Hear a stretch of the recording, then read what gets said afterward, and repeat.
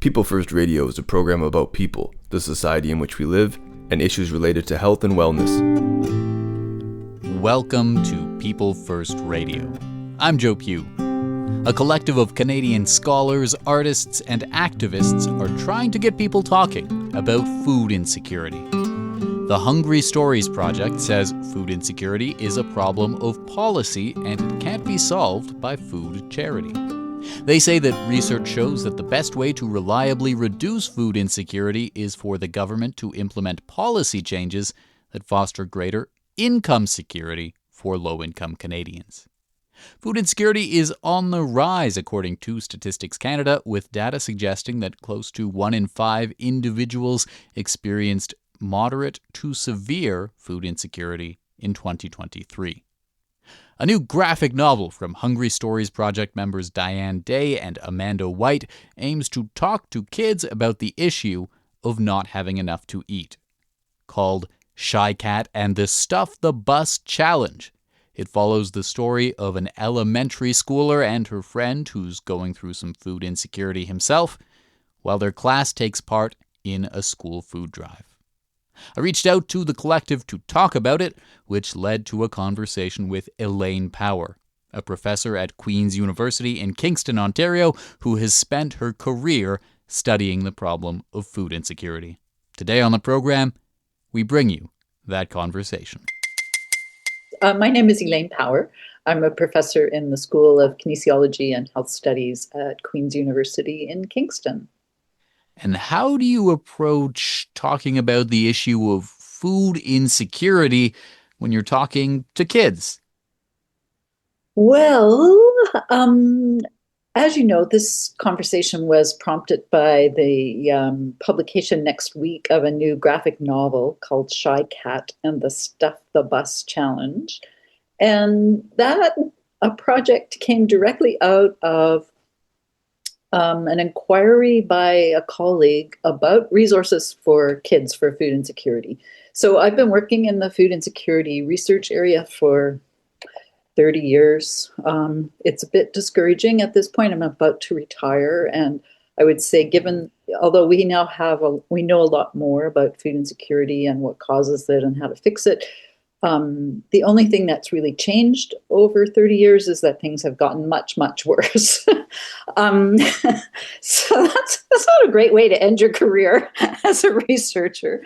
Anyway, so two things have happened, I would say. First of all, although there are some resources for kids and parents and teachers who want to talk about food insecurity, they're mostly very muddied. So for 40 years, we've thought about the answer to food insecurity as being food, when we actually know the only thing that changes the needle on household food insecurity is income. So for much of the 20th century, Canada saw food insecurity and hunger as part of a bigger problem of poverty and not being able to pay the bills. And so, for example, in the Great Depression, there were employment programs for people. Whereas in the United States, that was the beginning of the food assistance, the food stamps program. So in the 80s, we kind of adopted the American approach to think about the answer to food insecurity being food.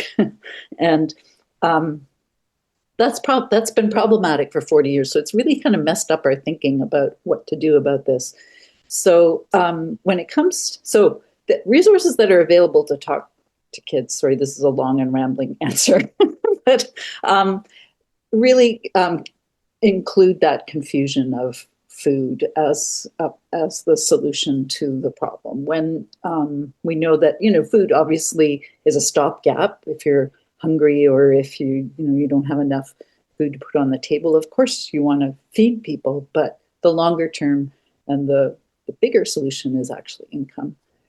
So we found that there were no resources available, and there were three of us actually, three academics, and we all have histories as dietitians, and we tried to write something ourselves for kids, and it was the most boring and didactic, hit you over the head with a 2x4 thing you could imagine. No child would ever read it. Um, so I figured we needed some help, and that's when we brought Diane and Amanda onto the project. I really want to get into this idea that you highlighted there as we try and maybe define what food insecurity is. And you suggested that there is this idea that has been adopted over the last 40 years or so that, well, if someone is food insecure, what they need is food. But that approach is perhaps problematic. Can you tell me more about that?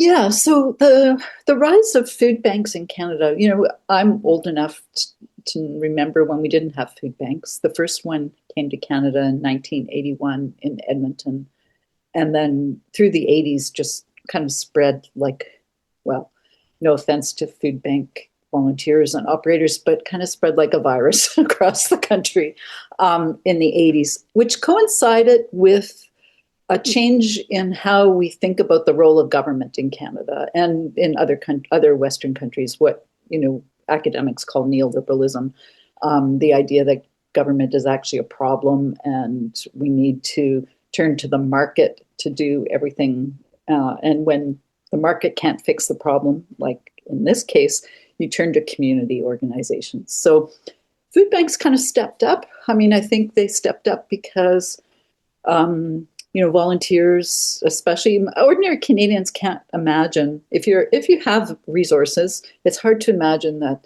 there are people in this country who don't have enough money for food, who might be going hungry, and so this was something. It's very.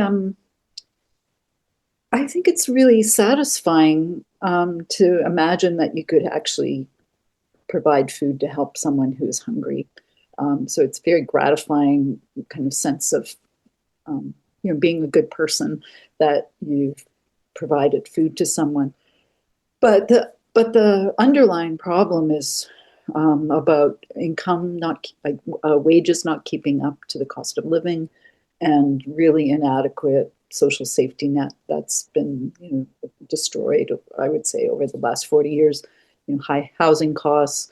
And really inadequate social assistance rates, inadequate employment insurance, and so on. So it's a bigger problem and a bigger issue that feels hard to tackle at the end. It's impossible to tackle at the individual level. It really requires our politicians to step up.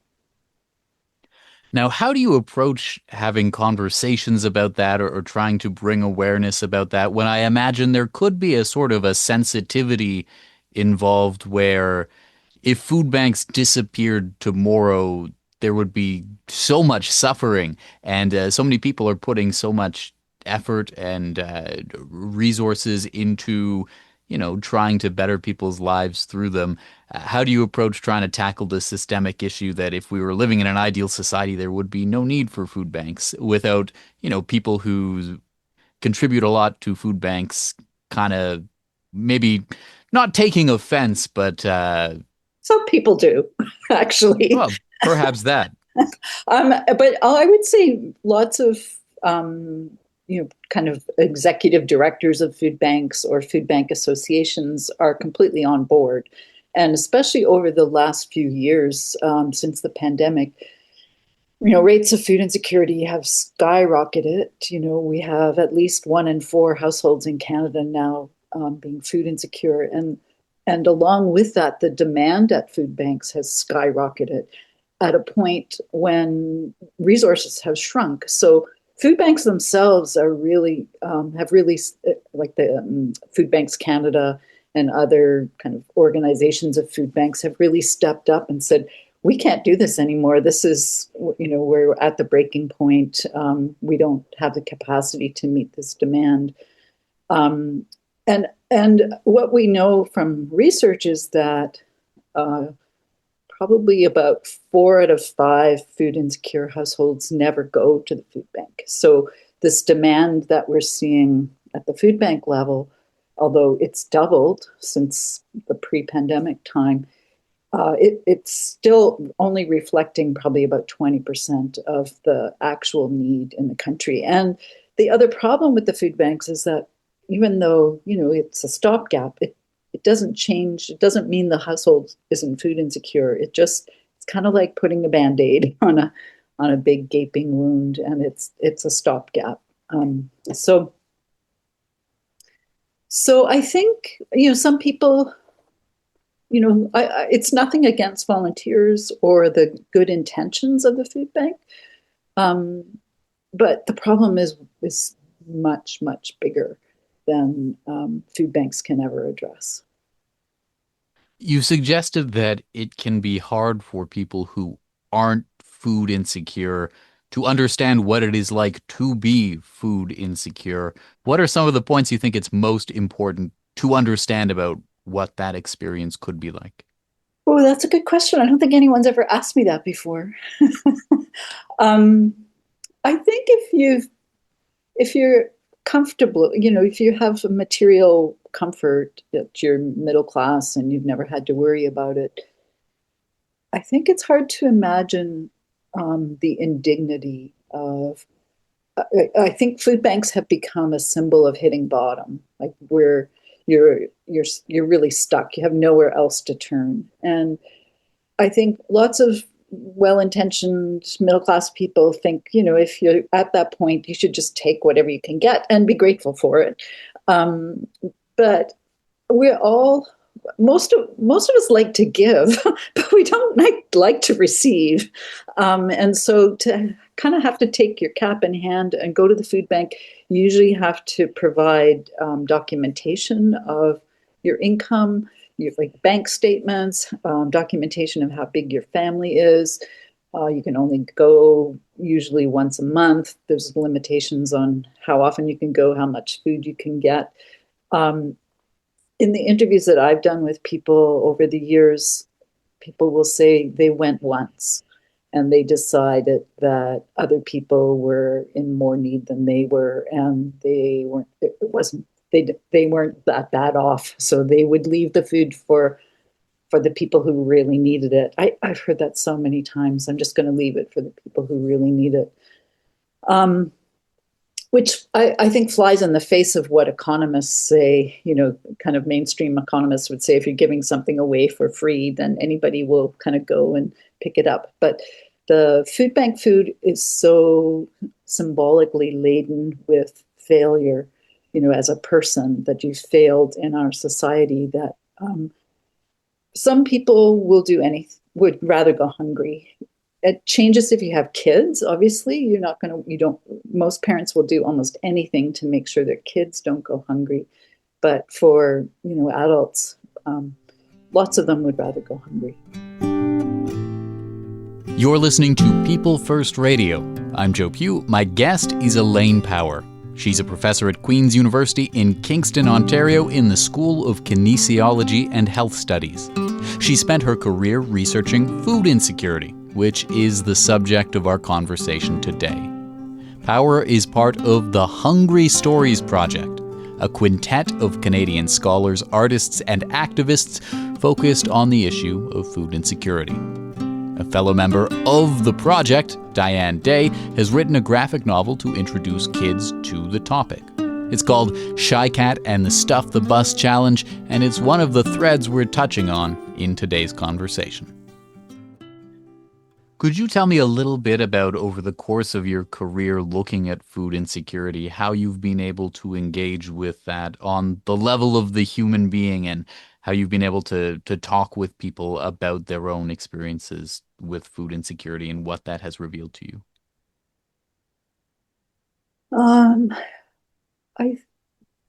That's a good question. Another good question.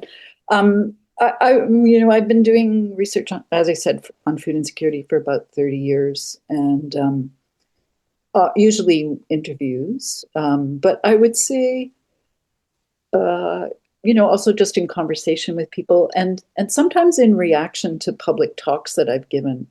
I've become an advocate for a basic income guarantee because of this work, because I think it could provide an income floor under people. And I've been on lots of radio call-in shows, for example, where people do call in and talk about their experiences at food banks, and it's very consistent. I also did a project before the pandemic about food insecurity on campuses. So student at Queen's actually, which is a university where we wouldn't think about students not having enough money for food, but there were some profound stories that I think I will, I'll never forget about the humiliation and the shame. Those interviews were the only times in a career of interviewing people where people cried because they felt so much shame at at having to use food banks as a student. Now, your collective has approached the idea of talking about food insecurity with this graphic novel. It follows the format where there's this protagonist, and she's got a friend who it is clear to the reader, and it is clear to the protagonist's mom that her friend is food insecure. Can you tell me about this framing and what kind of some of the things that worked their way into the story, what some of those things were? Well, I will say that Diane Day is the author of the book, and she's part of the collective. But the story is really her story, so I can speak to some aspects of it because we've had many conversations over the years, and Diane's storytelling about the protagonist and the protagonist's friend was very much informed by this, the literature that and the kinds of research that I and others have done. But I think that I mean, there's still parts of that story that bring tears to my eyes every time I read it, and I think it's so heartfelt because these are two friends, and they're probably 10 to 12 years old, kind of just at an age where they're starting to become aware of the wider world. And, they become friends. And the food insecure character becomes kind of like a doorway or a window into that experience of being a kid in a family where that's food insecure. And so, but because they're friends, it's like there's not that sense of, shame or kind of turning away because the friendship bond is already there. So I don't know if that answers your question, but I think it does. The whole universe of the story has all of these things related to food insecurity. Like in class, they're doing like a food drive to try and win a pizza party, but at no point does it feel like necessarily someone, I know it's a graphic novel, but like no one looks at the camera and is spewing out fast facts about, I don't know, food banks or something, or no one is like trying to make a point to you. It's like these are people's lives that we're staying with for a couple hundred pages of a graphic novel. And it just so happens that their lives touch on a few points related to food insecurity. yeah. And so I told you about the first attempt that my colleagues and I tried, and that it was that kind of thing of a teacher standing in the classroom spouting off facts, which was, as I say, really boring. But and the other thing about the graphic novel is that many of the pieces are actually based on things that have happened to either Diane or to other members of um, the Hungry Stories team. So the title and the idea of the Stuff a Bus Challenge is actually something that happens at schools. One of our team members in particular, her kids were at a school that had exactly that situation where there's a competition in the school to fill the bus with food, and the class that has the quote unquote most food, which usually means the heaviest amounts of food, which means cans, they're the ones that win the pizza party. So I think that, in fact, part of the story, the team came together partly because of our sense of, I would say, unease at this kind of celebration of fundraising and food drives. This sense of a party that, oh, we're going to celebrate when the bus is full and somebody's a winner, and the other classes are kind of losers. There was something that really bothered us about that whole scenario without any kind of critique or any kind of questioning or unpacking of what's really going on here and why are we doing this in the first place, and without also any consideration of the fact that probably there's a bunch of the kids at that school who are living in food insecure families, so which is the scenario that unfolds in the novel. Which is again going back to that sort of tension between trying to do something to help people who are food insecure and this suggestion that it's a problem that's difficult for like any one individual to solve on the societal level at the very least. Which I suppose the whole intention of creating the book is that to kind of humanize that or talk to kids about that seems especially difficult. And I guess is the insinuation there that those kind of school challenges where we're going to fill a bus with food are kind of doing the opposite of what you feel would kind of galvanize society to do something about the root causes of the issue. Yes, and in fact, I would argue that the idea of food as the response to food insecurity and food, the existence of food banks, and kind of, I've argued that it almost creates like a smoke screen. It's like we don't have to worry about it because food banks are taking care of us.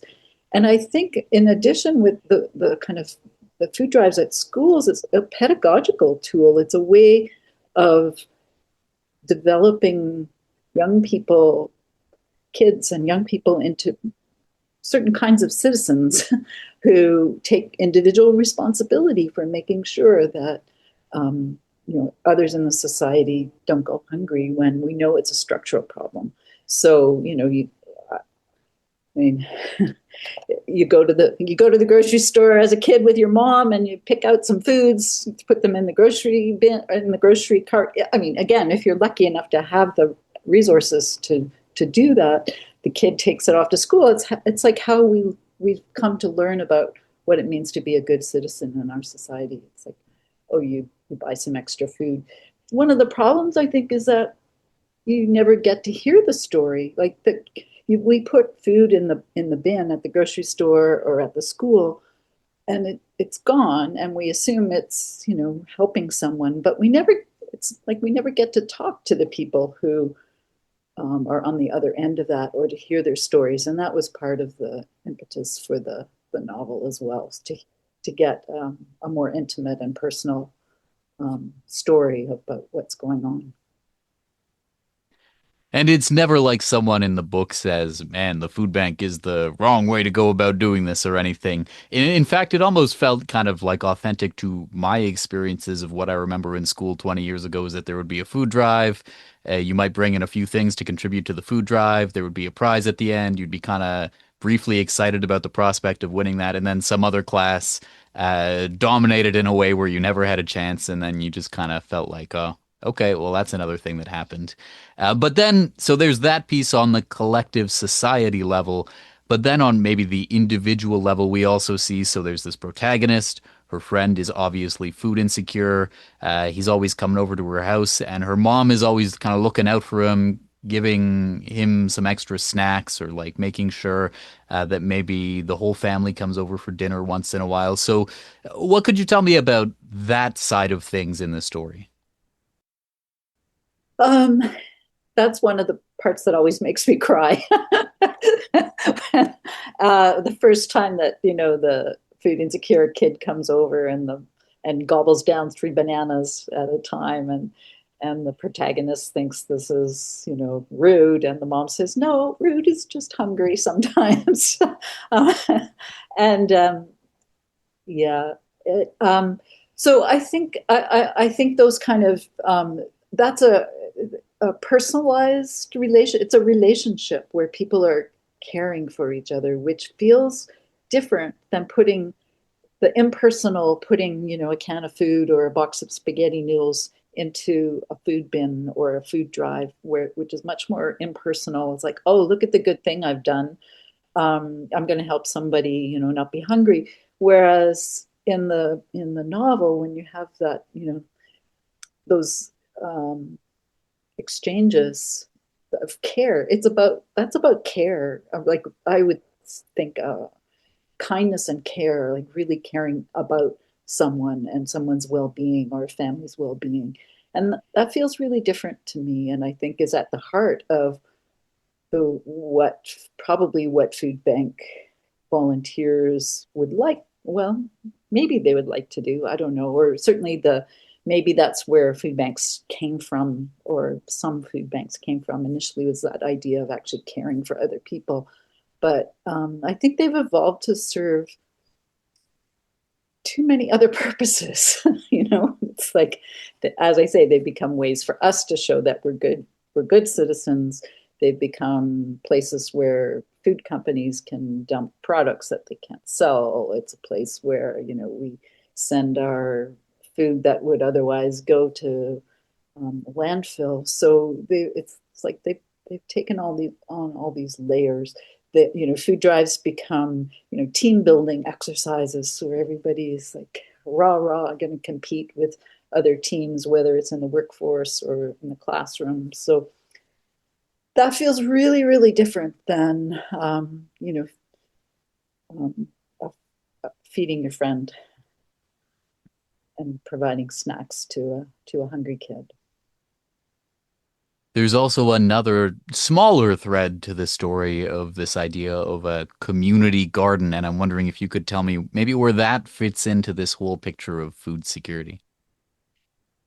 Um, well, I mean, I think we would like to think that, again, places where you can create relationships. Well, first of all, places where you can create relationships, whether they're gardens or uh, other places. I think those are really important. They're really important now in our post-COVID, social isolation, the loneliness epidemic. Those are all places where we can meet other people and hear their stories.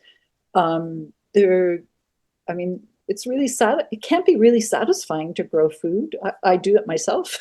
I love planting vegetables. I have a beautiful pear tree in my backyard. I really love having food. I can just walk out the door. It's a very limited season in Kingston compared to Vancouver Island. Um, but but again, sometimes I think if we think of it as a solution to food insecurity, that can be a problem because I mean, you can't you can't grow that much food in a community garden plot. It's limited by season, it's limited by expense and by time, by skill. So I think they're good places to grow friendships, and the food. It's good food, but it's not a solution to food insecurity. If we're talking about solutions to food insecurity, is there anything significant to highlight beyond sort of just making sure someone has enough income that they can get the food that they need to be able to eat well? Well, to some extent, that's kind of the bottom line. Whether like depend, it, you could maybe there's lots of different ways to make sure that everyone has an adequate income. But we have 1 in 3 kids in Canada now growing up in food insecure households, and the single thing that could change that could alleviate that is to target the Canada Child Benefit to the lowest income families. And the Canada Child Benefit was an initiative of the Trudeau government, and it brought over 500,000 kids out of poverty. But until my 19-year-old is off at university now, but up until age 18, I was getting the Canada Child Benefit on my Queen's professor salary, which made no difference to my kids' um, food insecurity or food security status, but it would make a lot of difference to a low-income family. So I would argue that that the health and the health effects, the kind of developmental effects of living in poverty as a child follow a person all through their life. And that would be the most significant investment we could make in the health of Canadians and the population in the future. I think, compared to almost anything. So that one thing could have a profound impact, I think. But in the bigger picture, as I said, I'm an advocate for a guaranteed livable basic income, an income that's set at a level that would enable people to meet their basic needs for shelter and for food. This is People First Radio, coming to you on CHLY 101.7 FM in Nanaimo, on CFMH Local 107.3 FM in St. John, and on CFUV 101.9 FM in Victoria. Elaine Power says a few decades back, closer to the start of her career, Canada started viewing food as the solution to food insecurity. Power is now approaching retirement from her work as a professor at Queen's University, while the number of Canadians who are food insecure is on the rise. She's part of a collective that says research shows that the best way to reliably reduce food insecurity is to foster greater income security for low-income Canadians. That collective is called the Hungry Stories Project. Their goal is to make art and write stories that will get people talking about food insecurity and about what we can do to make sure no one ever goes hungry. A graphic novel from fellow collective members Diane Day and Amanda White is releasing next week. Called Shy Cat and the Stuff the Bus Challenge, it follows the story of an elementary schooler and her friend who's experiencing food insecurity as their class is taking part in a school food drive challenge. Today on the program, we've been talking about that story and the wider issue of food insecurity in Canada. Where do you think things like school food programs, say, for example, fall into the continuum of addressing food insecurity? School food programs are a really good idea. I mean, we have, for all kinds of reasons, we have phys ed programs, we have daily physical activity in schools. So schools take on that responsibility. I actually was working with a student who did some work on the history of school food programs in Canada, and there was an opportunity in the immediate post Second World War period to develop a national food program, and it failed partly because of political ideological forces around the proper division of the public and the private sphere. So it was seen to be something that families should be responsible for, and that was also the time when the baby bonus was implemented, and so it's like, well, we fixed that with the baby bonus, and moms are going to stay at home, and their kids will come home for lunch, and then families are responsible. I mean, the world has changed a lot since then. Most families have working parents, both parents working, if there's two parents, or even more so for a single parent working. So they're great for lots of reasons, but they don't solve food insecurity. They don't. Kids can't access the programs on the weekends if they're sick, on school holidays, summer vacations, COVID shutdowns. And if a kid, as I said, parents generally will do anything to protect their kids from being hungry. So if the kid is hungry, in fact, that's seen in survey research, that's the marker of severe food insecurity if a child is hungry, because generally the parents will protect the kids. Could you tell me more about the way that food insecurity gets measured in Canada and what we're aware of? What are maybe some of the big data gaps that exist, and how the kind of way we look at the problem contributes to how we're not addressing it? Well, there's so Statistics Canada there's what's called a household food security module, which was developed in the 1990s in the US and Canada, and it's well validated for families and for households to measure food insecurity. So it's a series of 18 different questions. And, if you have kids, there's it takes you to one part of the questionnaire. If you don't, you don't access that part of the questionnaire. And the responses are very much tied to whether, for example, you've skipped meals because you don't have money for food, or you've been worried about being able to afford food, or if you've changed the types of food that you buy because you don't have the money, so that kind of thing. So Stats Canada puts that on different national surveys. For many years, it was on the Canadian Community, CCHS, Canadian Community Health Survey. More recently, it's been on a kind of income survey.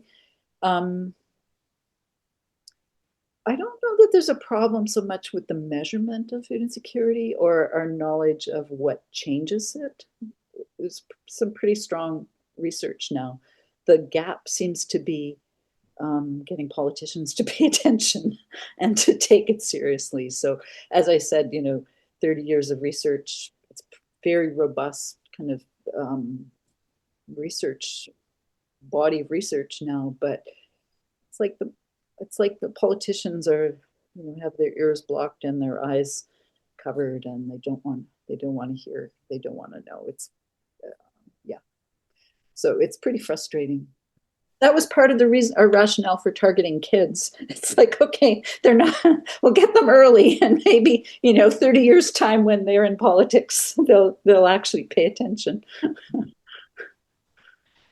Is there anything you feel like is an important distinction, or anything you would want people to know about maybe the issue of food insecurity versus the issue of poverty writ large?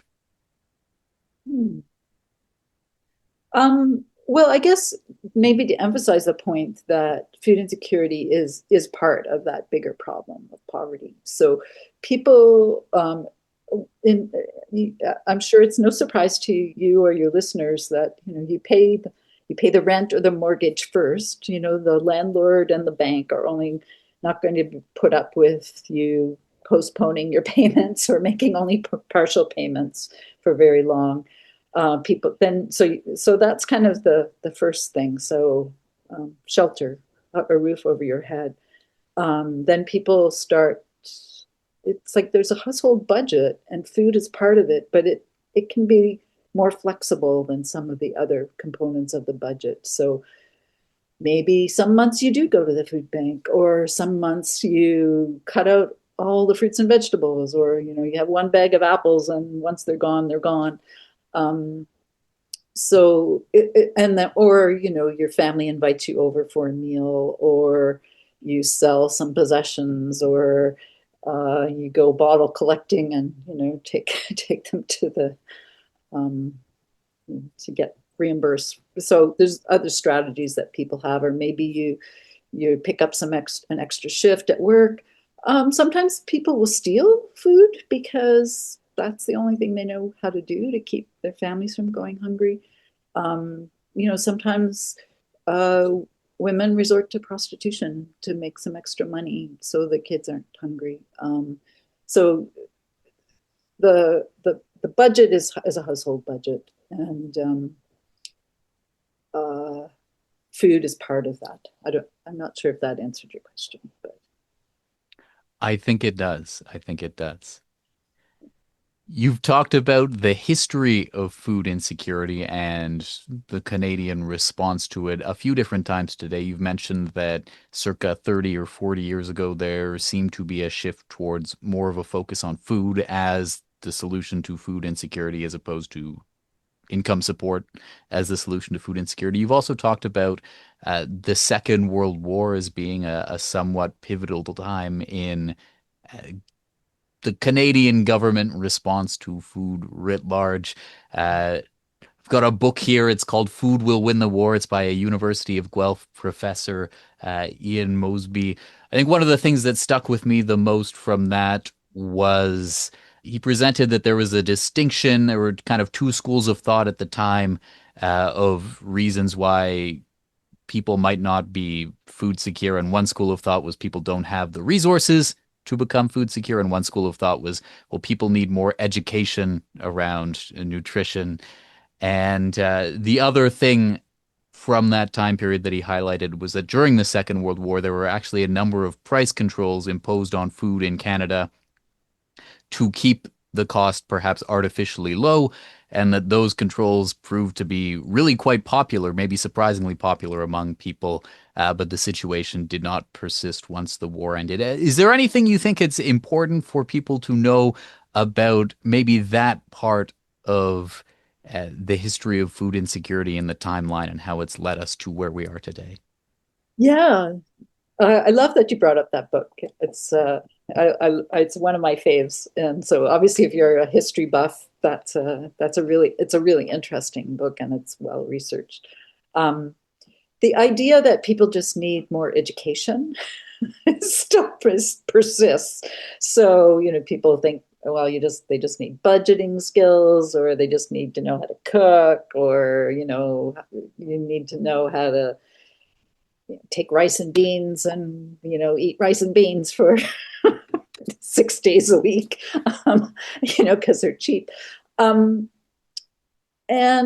the research shows that in terms of cooking, people who are living on low incomes have similar skills to everybody else. Probably most of us could use better cooking skills, but again, that's not going to solve the problem.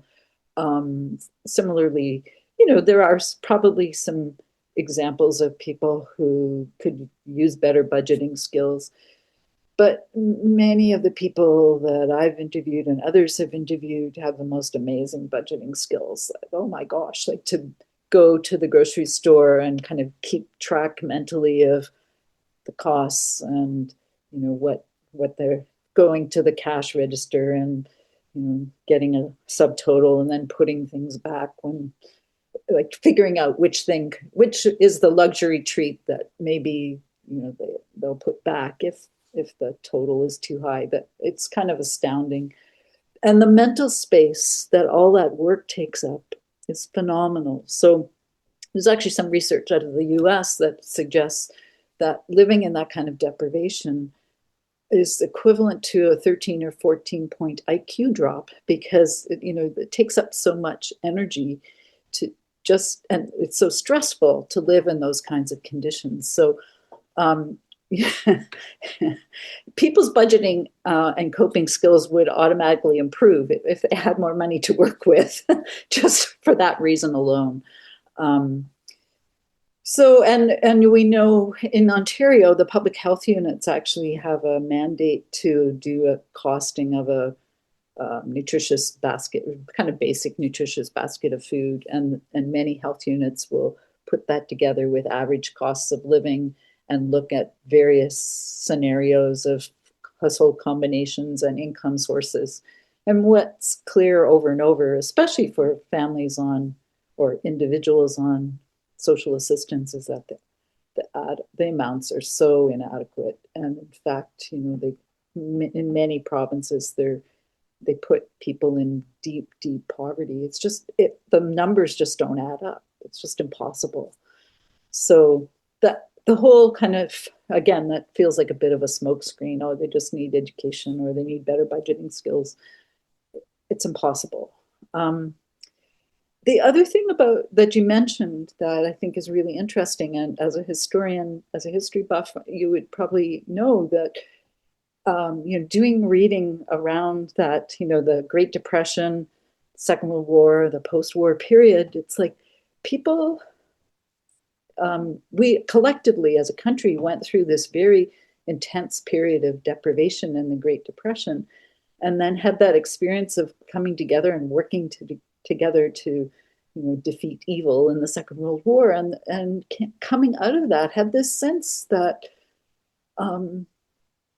that people weren't responsible for the crash, the Great Depression that produced such suffering and misery and unemployment, and that if we worked together, we could look after each other and support each other. And I think it's hard for us to wrap our heads around that now when we've had this 40 years of feeling like we're all individually responsible for our own health and well-being and welfare, when in that post-war period we had that sense that we would look after each other, that we were, that was part of who we were.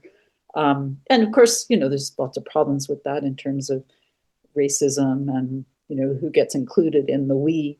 But I don't know. I hope we don't have to go through war again to come back to that sense that we're in this together. This is People First Radio. I'm Joe Pugh, and I'm speaking with Elaine Power of Queen's University in Kingston. She's a professor who spent her career researching food insecurity. Statistics Canada data suggests that more than 19% of Canadian households experienced moderate to severe food insecurity in 2023. That number is up from around 11.5% 5 years prior. It was just under 13% in 2021.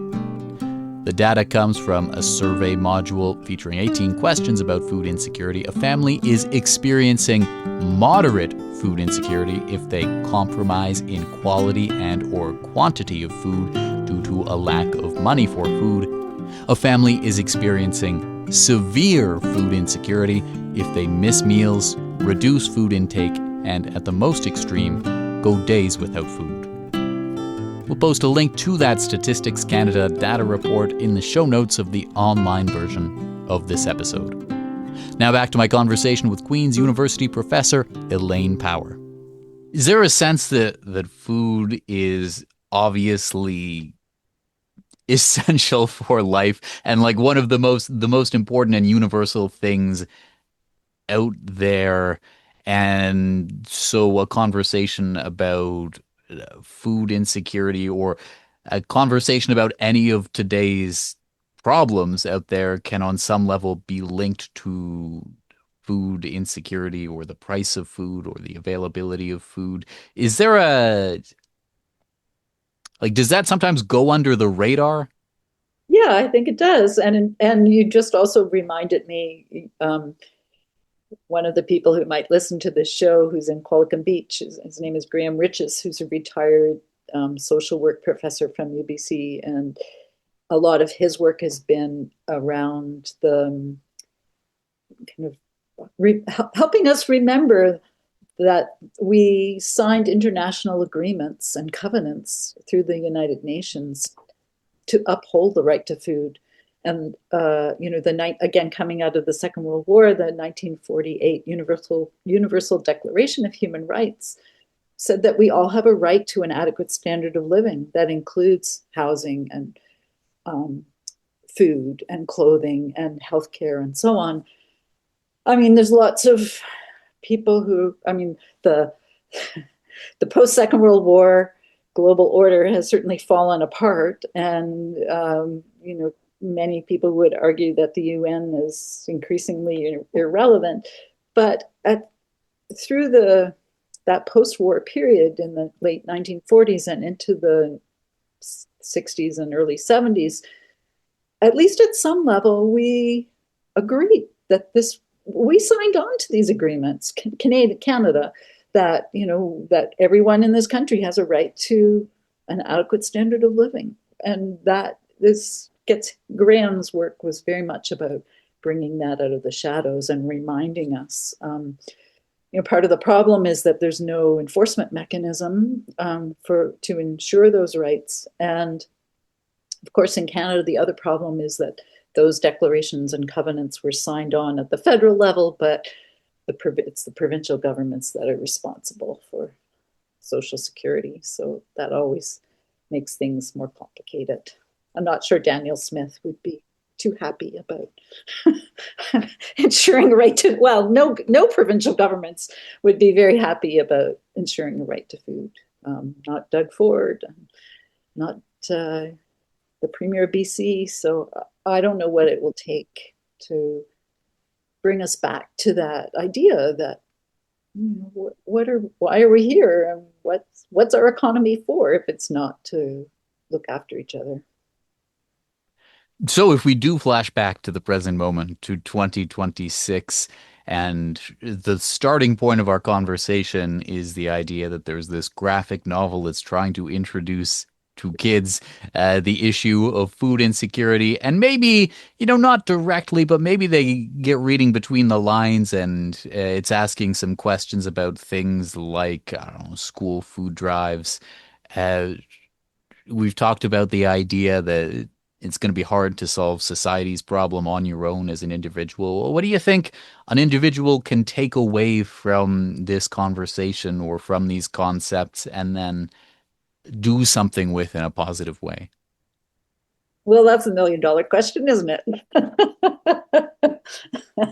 um, what I hope, I mean, you asked earlier about, if the food banks all close tomorrow, like the kind of suffering that might proceed from that. And, other people have also asked me that question. It's like, well, what would you want to do? Well, I hope, I kind of hope people will take to the streets, and protest. I have this image of people, as in the pandemic, when we, cheered on at the first responders and the healthcare workers with their, pots and pans and pounding on the pan. And I sometimes have this hope that, like, we're so isolated and alienated, but if we came together, and actually, I've come to think of politics as a game of physics, and it's like whoever pushes the hardest will is the one who gets what they're after. And so, as long as we're just like hoping that the research will convince politicians, and that's not going anywhere. It's like we've got to push the politicians and say, this is what we want, and we're not going to vote for you unless you give it to us. So I think I always, when I started doing basic income advocacy back in 2013, it seemed like such a no-brainer from a public health perspective. The idea that we need income for so much to live in this society, and to be healthy. It seemed like such a no-brainer. I thought, oh, we'll have basic income in no time, but I think it's actually really threatening, particularly to low-wage employers and also to governments who don't want to look after their citizens. So we're really going to have to step up and protest and push really hard, not just write polite letters to our members of parliament. We've talked for close to an hour on issues of food insecurity, and we haven't really talked about the Canadian grocery system or the grocery store code of conduct or the bread price fixing scandal or anything like that, food inflation. Yeah. Is there anything in that galaxy that you think it's important to mention or bring to people's attention as part of this conversation? Well, in terms of grocery stores and the food system, so depressing. I'm teaching a course right now on the food system, and it's really all about exploitation. It's you extract as much as you can from the earth to grow things. You extract as much labor as you can from the workers in the food system. It's problematic.